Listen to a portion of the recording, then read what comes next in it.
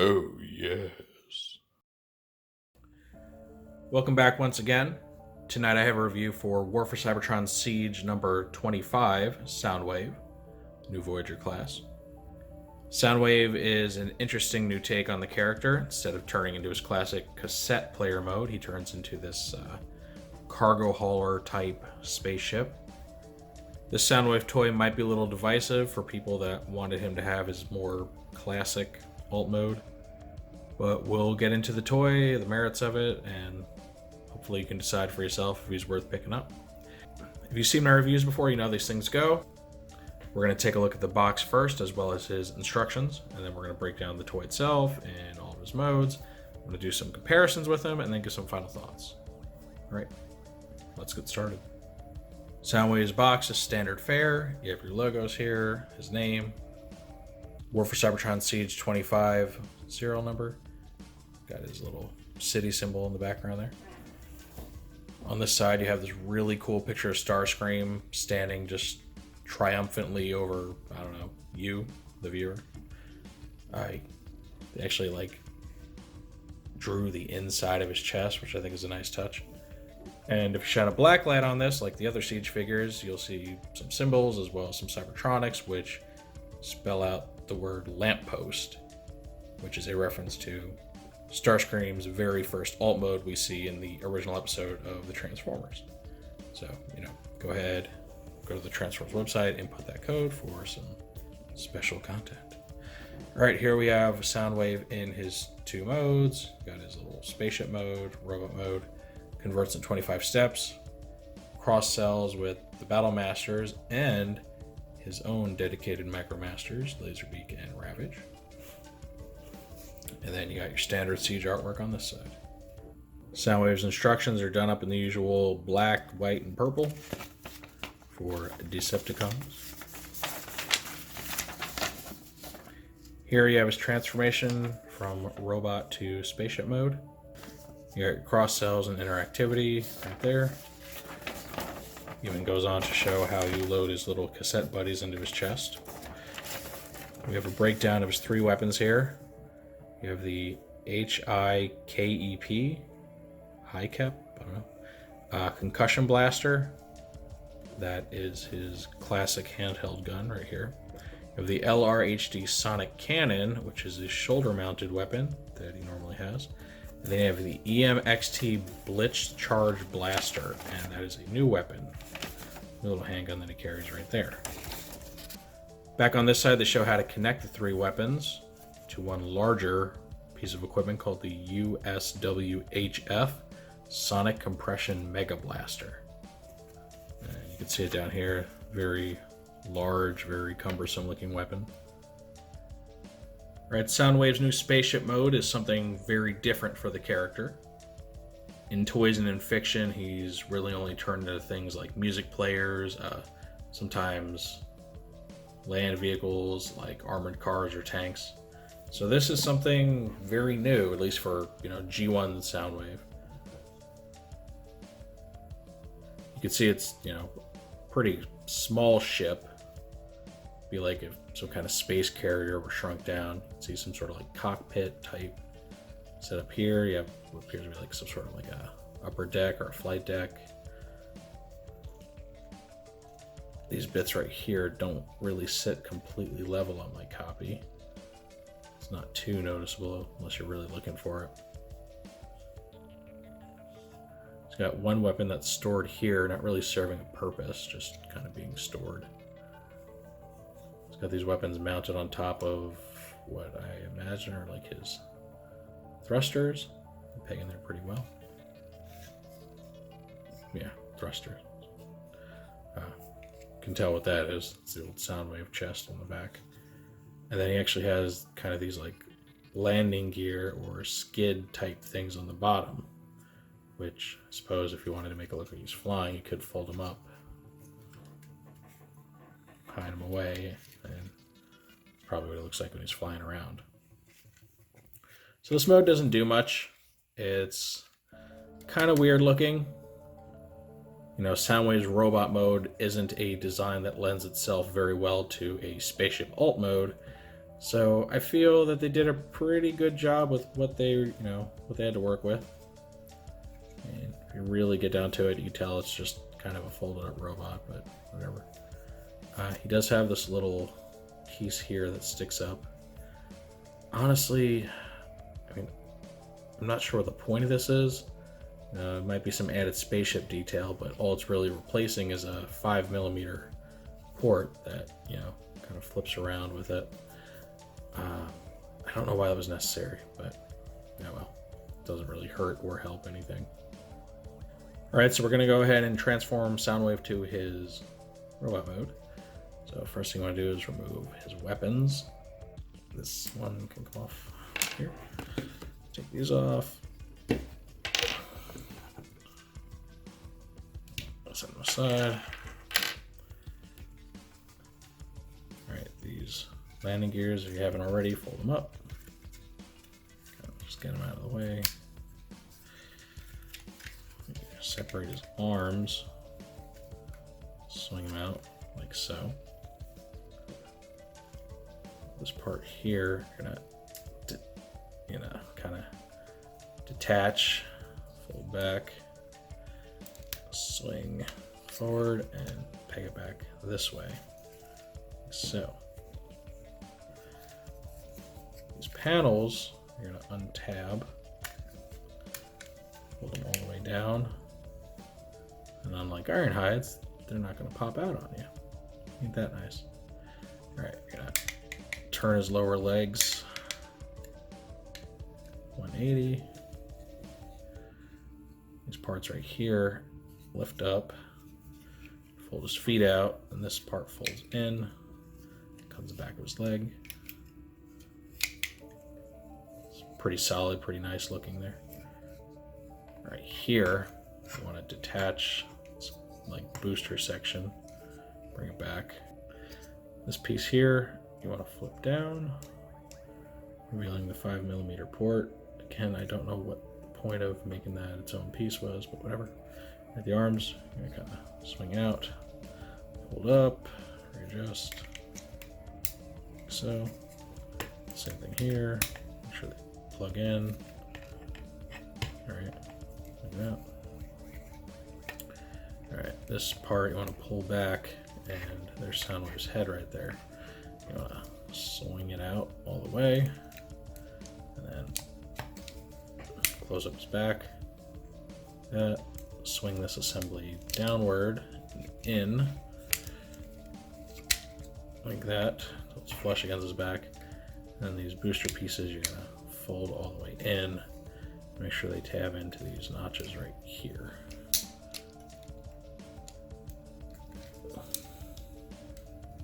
Make sure they're really in there. Okay. All right. So turn around. Flip his fists out to complete the robot mode. All right, and there you have it. That is Soundwave's robot mode. And he looks very cool, very accurate to how Soundwave is supposed to look. The only thing that really deviates from his classic design is these kind of boosters, his backpack thing going on here, but they look really cool. It doesn't look cumbersome in any way. It just looks like a really neat detail he's got going on there. He's got a lot of battle damage paint all over him. Some people may say a little bit too much. He does have this really cool paint effect on the glass door of his chest, which makes the glass look like it's cracked and starting to shatter, which I think is a really neat touch. He uses the yellow visor from the original toy and most Hasbro releases of Soundwave. It's got light piping on like the top and back, so if you want to shine a light down into there, his eyes will light up a little better. But yeah, he's just a pretty solid, fun little robot. It's got all the standard articulation you'd expect from Siege. The only thing he's really lacking that a lot of the figures do have is any sort of wrist swivel. I mean, they swing in and out, but they don't turn on an axis, which is a shame. When his legs lift, his little skirt pieces can lift as well to give him added flexibility. And Soundwave does retain the whole pause and rewind button motif on his like crotch plate area, despite the fact that he no longer turns into any kind of cassette player. You can see his left hand is molded with the finger pointing outward, and that was done specifically to allow Soundwave to press his own eject button, so you can pose him as if he's summoning his minions, which was a really cool touch. Speaking of the eject button, it does work. It's got a spring-loaded door, pops open, and you can fit either of his two cassettes that are part of this line as well. And they are obviously Laserbeak and Ravage. Don't know if there are any more coming down the pike in this toy line or the next one. Would be a shame if he only had two of his minions, but I mean, we did just get a Soundwave in the Prime Wars trilogy with most of his cassettes being released through that in the Bumblebee toy line. So maybe I'm asking for too much. Alright, so let's go ahead and give Soundwave his weapons. Here you got his shoulder cannon thing, and you can see that the handle on this actually pulls out a little bit and enables a little bit of wiggle room there, which kind of works because his back kibble here kind of gets in the way. So this helps with that a little bit, enables it to point up, down, whatever you need it to. So you got that. It's a classic gun. You want to pull this out all the way. Go ahead and put that in his hand. And then his other gun can just go in his other hand.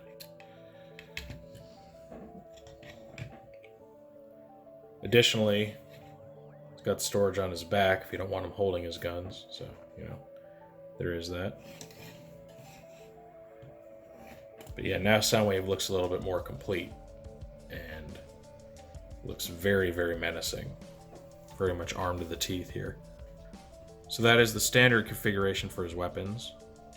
You can attach them multiple different ways, or we can combine them like seen in the instructions. The way we go about combining these, pretty simple. This weapon right here, you just go and unfold it like so. You want to attach this weapon to the back of it like that. Make sure it's nice and even. There you go. And the other cannon is going to go on the front of this. You just kind of push it on. Not the best connection ever. A little finicky, but and there gets this obnoxiously long mega cannon or mega blaster, they called it in the instructions. So go ahead and have him hold it, and yeah, that's it. This, out of all the different combined weapons that have been shown so far in Siege, is probably my least favorite. It looks really silly. It's just his two cannons connected by like a big stick. I'm not a fan of this. You're not going to see me displaying my Soundwave in this configuration at all. But yeah, props for trying, I guess. Now you may have noticed that Shockwave's Blitz Charge Blaster just seems a little out of place. It's not a classic weapon of his. It seems to be, you know, kind of just made up and unnecessary. You know, so why do we have this thing? And while there's not been anything officially said on this front, a lot of people noticed that this looked pretty familiar, especially like this. And what a lot of people are saying, they think this may actually be kind of a special Easter egg that is meant to give some interactivity with the Transformer Siege Megatron toy. And you can see if you go ahead and plug this into the port on his back, it very, very much looks like the gun barrel attachment that Megatron classically has attached to the right side of his back. And yeah, I mean, it really does look the part. You know, this very, like the orientation of it, The little protrusion sticking out toward, Megatron's front like that. The general shape of it does look like a gun barrel. I mean, I don't think it's a coincidence. I do think this was very much intended, but nobody from Hasbro said anything on this, not in the instructions. So maybe it's us just seeing something we want to. I don't know. Personally, I think with the kibble that Megatron already has on his back, this just feels a little out of place. It's kind of too far back, and it's a little undersized, I think. But hey, if you want to use your Soundwave's accessories to spruce up your Megatron and give him more of a pure G1 look, looks like you have an option. Now, I mentioned earlier Soundwave's lamppost mode from the very first episode of the Transformers. And while designing a toy whose alternate mode was a lamppost would probably not have been a great idea, imagine that wouldn't be a great seller, the designers at Hasbro and Takara actually did include a secret third alternate mode that greatly resembles Soundwave's street light scanner type configuration from that episode. Now, there's no instructions for it, but there are ways of seeing this and what it's supposed to look like. On his box, using a black light, I don't remember exactly where it is on the box, but you can view a picture of the lamp mode, or if you don't have a black light handy, another little secret, if you open the bottom part of his box, careful, there's a flap here that also shows it off. And it's pretty clear, pretty obvious how you can do it, but I'll go ahead and show you. And this is a pretty simple transformation. What you want to do is fold Soundwave's fists back in, like this. You want to tuck his head back in, so you're going to go ahead and pull the back panels out, put his head back, close that, bring his backpack thing up and over as if you were transforming him back into his spaceship mode. Now swing his arms back and rotate his forearms like this, where they go inward. And there's actually a little slot on each forearm that goes in these notches on his back here that they have a way of actually plugging in, like so. Do the same thing here.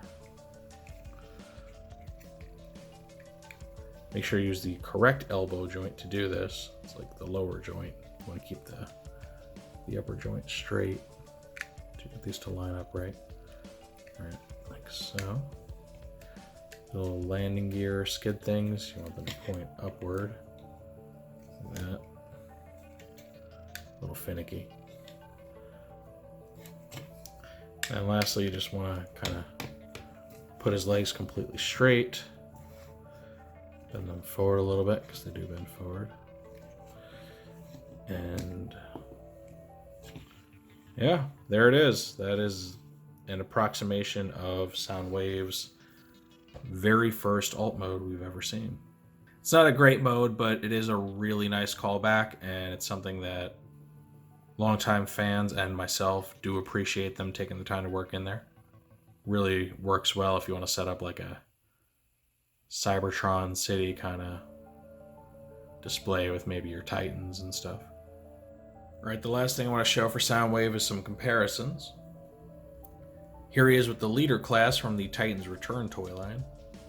As I mentioned, this guy is really big and does not scale well with the other toys. He's also really not an ideal interpretation of Soundwave, being that he really is just kind of a minor retool of Blaster. And as such, his details don't line up all that well with the classic depiction of Soundwave. He's got some odd proportions going on there, some inaccurate detailing. He wields Blaster's gun instead of his more classic one. And while this isn't a bad toy by any means, and I do like Leader class Soundwave, but I do feel the new one just really does a much better job of recreating the original look for the character.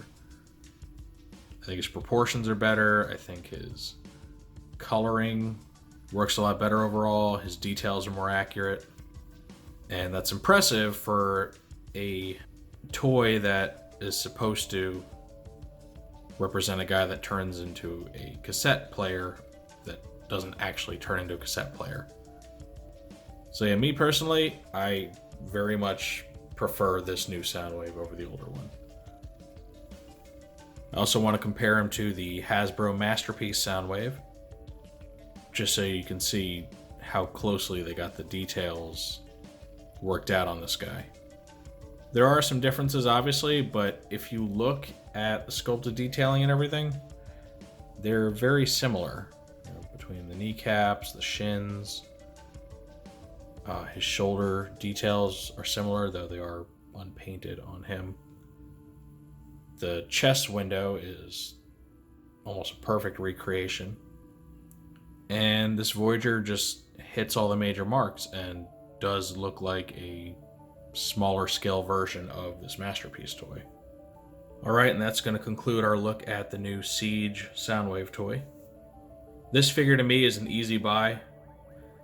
He has a fantastic robot mode and not one, but two passable alternate modes, with one being just a really neat callback to Soundwave's very first appearance as the very first Decepticon we ever see. Some people are going to be put off by the fact that he doesn't actually have a cassette player mode.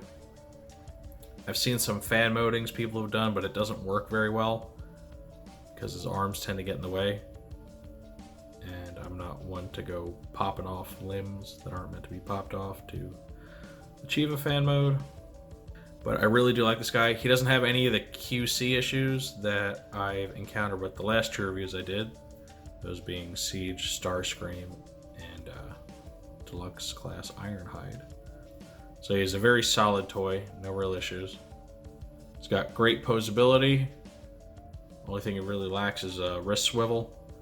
It's got all the 5mm ports that are going to be typical on Voyager classes in this line.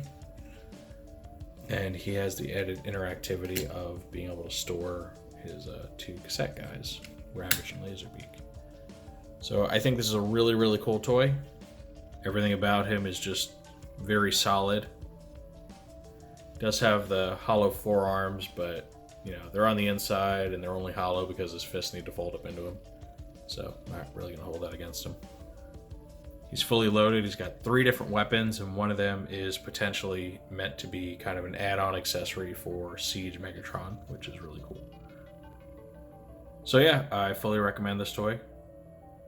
He should be making his way to shelves right now across the country. So let me know down below if you're interested in getting this guy. Or if you have him already, how much do you like him? Was he worth the $30? If you did like this review, feel free to hit the like button down below. If you want to see more reviews like this one or any of my other Transformers related content, make sure to hit that subscribe button as well as the notification bell to ensure you're always notified when I post something new. Thank you for watching this and going over a great figure with me. And I will see you all next time.